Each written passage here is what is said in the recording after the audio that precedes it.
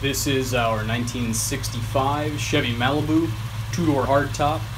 It is an SS, though it now has a 1969 396 in it. Check out the listing on our website, chicagocarclub.com, for a run-through of casting numbers and what's in there. But a very nice, honest car. This video will cover a few different things.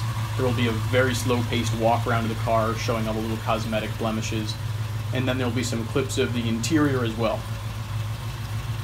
So it is the correct color. Car looks to have been painted once. It is maroon. Tires, of course, look at them right there. They need to be done straight away. Wicked old. We got this car out of Montana from a long-term owner. It had been, the last road registered sticker on the plate was from 2003, so the car had been sitting at least 15 years. Since getting the car, we have done a brake service, as well as had the mufflers replaced, as there was a hole in one of them. We've also done the starter as well. So things that are left to do, of course, the tires. Always good to do a fluid flush. And then the ignition switch is a little bit weird as well. Sometimes you gotta kind of, jiggle it a bit to get it to turn. But the body, really, really, really nice and straight. Chrome's excellent, bone dry, no pitting, no oxidation. The glass and light lenses are all clear and crack free.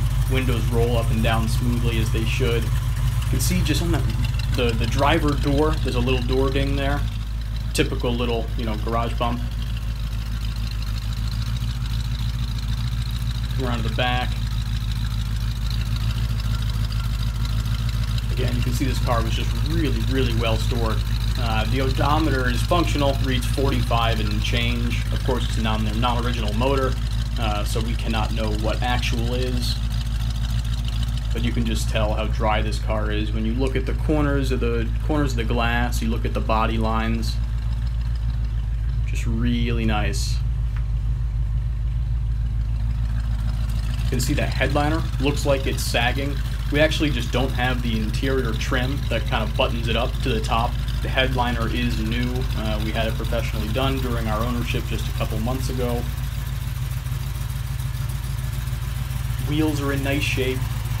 No real oxidation, no curb rash, nothing like that. Weather stripping's in good shape. It's not dry, cracked, crumbling, nothing like that. You can see even the rocker trim is in really nice shape.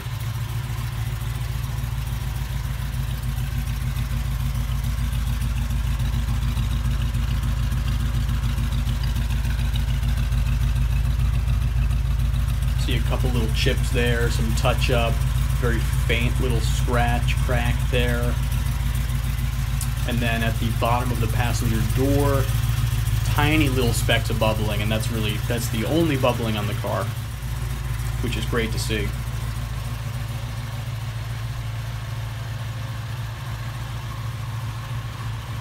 And then onto the interior. Door panels, you can see a little bit of age. Nothing really significant, but little bits of age. Gauges are all functional. As I mentioned, odometer is non-actual. The radio is functional. A tach and temp gauge are both functional, have been added below the dash. Dash top is very nice. You can see at the bottom corner of that little inlet, there's a tiny little hairline crack starting, not very significant at all. The blower's good, fan works. Car does not have air conditioning.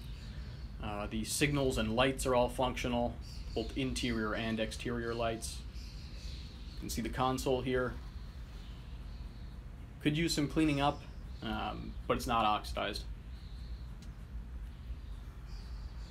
Carpet honestly looks like it might be original. Fairly frayed, but again, not discolored. The black vinyl, or imitation leather, they call it, looks really, really good. No punctures, no significant scuffs, just very light age. Seats aren't blown out or anything. They're nice and comfortable. They're not shedding their, crumbly guts. Very well preserved. On the back, much of the same. Really nice shape.